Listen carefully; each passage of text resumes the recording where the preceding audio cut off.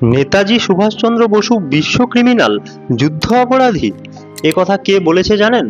ভারতের পার্লামেন্টের একজন সদস্য, বিজেপির রাজ্যসভার সাংসদ নগেন রায়। আর এটা শুধু প্রথমবার নয়, এই বেশ কিছুদিন যাবৎ তিনি নেতাজিকে নিয়ে বহুবার এই রকম বিদ্বেষমূলক কুরুচিকর মন্তব্য করেছেন। আজাদের ফৌজ নেতাদের বাপের তাগদার সঙ্গে অর্গানাইজ করে ফৌজ বানায়, সব ভারত ব্রিটিশের সৈন্যটা।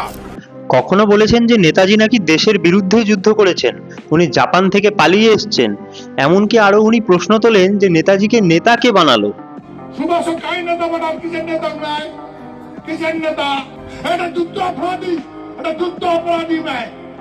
আর এত কিছুর পরেও মুখ্যমন্ত্রী শুভেন্দু অধিকারী হোক কিংবা বিজেপির কোনো উচ্চপদস্থ নেতা নেত্রীরা কেউই এই ইস্যুতে কোনো রকম ভাবে মুখ খুলতে চায়নি।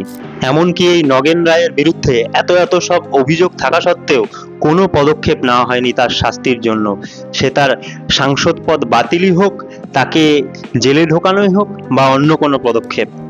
আপনারা কি মনে করেন, তবে কি এটা বিজেপি সরকারের প্রশাসনিক ব্যর্থতা নাকি ভোট ব্যাংক বাঁচাতে ইচ্ছাকৃত নীরবতা?